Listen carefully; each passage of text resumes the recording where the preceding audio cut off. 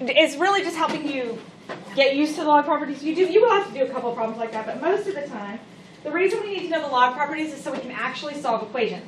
Sometimes it is easier for us and better for us to split the logarithm up, and sometimes it's better to put it back together. And over the next, well, obviously we're on break, but then when we come back from break, we'll work with logarithms a little more, and you'll get used to looking at them, and you'll be able to tell the difference. Oh. So what we're going to do today is we're actually going to solve equations, which solving equations just means figure out what x equals. So in order to figure out what x equals, we have to first get it down to one logarithm. So right now, I have, on number one, I've got two logarithms on the same side, and I need to make it into one. So I got two logarithms that are right now separated by addition. How can I put them together into one logarithm? Multiply. Multiply, right? So you're just going to write log base 3. The base stays the same because they have the same base. And it's going to be 9 times x plus 2. That's now my argument, equals 4. Now, once you have it as one logarithm, you can rewrite it exponentially. So if I rewrite this exponentially, what am I going to write? Log 3 to the 4th equals 9. Or 9x plus 18. Yeah, 3 to the 4th equals 9x plus 18. So we went ahead and distributed the 9. Where'd you get the 18? 9 times 2. Oh, okay. Good. And so now I can actually solve this. So 3 to the 4th, 81. So I have 81 equals 9x plus 18, and now it is just a simple 81 minus 18. So x is 3. 7. Yes. You get 7, yeah. Where's the twist? That's easy. All right. Everybody good? Yes. Okay. So there is honestly, I mean, can the equations get a little harder? Yes. Yeah. But other than that, it really doesn't get any worse. But let me say this. Logarithms, kind of like square root functions, produce what we call extraneous roots. They can produce answers where you work the whole problem correctly and you get to the bottom and you get a solution, but the solution is extra. You always have to check and make sure that if you plug this back into the original, that it doesn't give you a negative argument, because you cannot take a log of a negative number. So in this case, it doesn't. Because if I plug 7 right there, 7 plus 2 is 9, and that's not negative. So I'm good. So, but you need to always check, because they sometimes will make extraneous roots.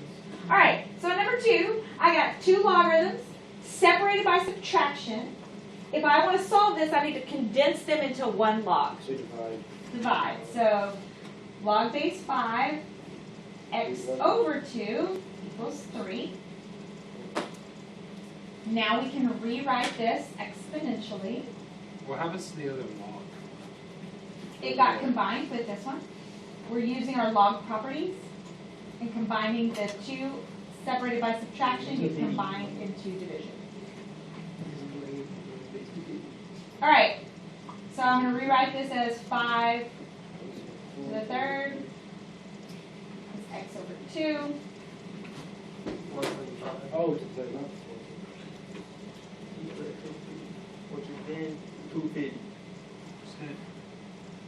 Isn't that 25? Plug that back in, make sure it doesn't make anything negative. It does not, so it's 250.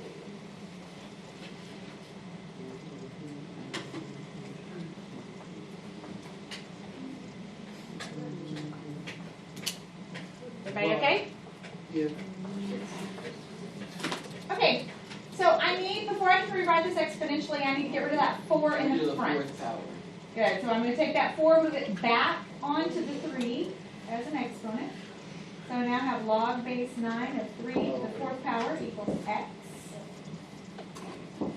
Now you can rewrite it exponentially. 9 to the x equals 3 to the 4. Oh, now this is one of those where we have to get like bases. Remember, you can't make bases bigger, you can only make them smaller. So how can I rewrite 9 as a base of 3? 3 to the second. 3 to the second. So that's 3 to 2x. 2x equals 3 to the 4. Once you have like bases,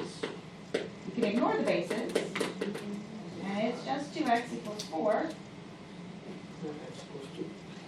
Should be x plus 2.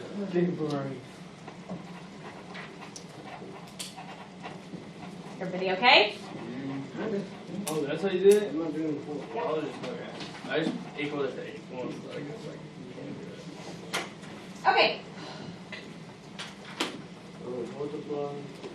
multiply. So 216. log x. No, that's 216. Yeah.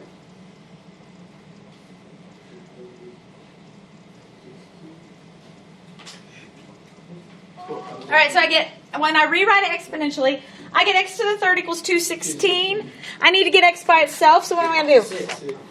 It's 6. but You're going to take the cube root, or faster is to raise it to the 1/3 power.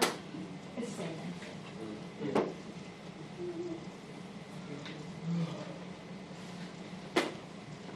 Everybody good? Yes. Are you sure? Yes. Actually, so Okay. All right. Let's see. 6 logs. Blah, blah, blah. Okay. What do I do? Somebody tell me what to do. log. Put that 6 into into the 2 to the 6 power. Log x 2 to the 6 equals 2. X squared equals 2 over 6. Or not 2 over 6. 2 to the 6. 2 to the 6. 64. 2 to the 6 is 64. Squared. So x equals.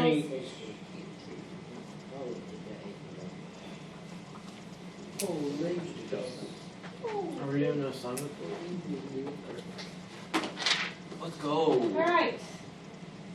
I'm going to condense these. Will there be a point like the logs are different, like log 4? No, that's a good question. The bases, you mean? Yeah. Not in this class, no. What classes do they change in? Like, Not in my calculus class that I teach here, but in calc in college. All right. So when I rewrite this, I rewrote this as one logarithm using division, and it can simplify because Oh yeah, you can take it. you can take an x out. They all have an x, so I'm going to divide by x. So that would leave me log for x minus 12. Oh, just x minus 12 because the x on bottom gets used up too. So. Oh yeah. And now I rewrite it.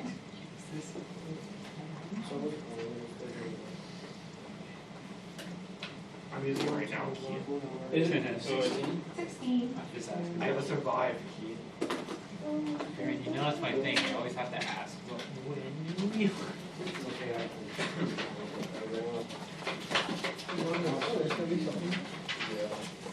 Is everybody okay?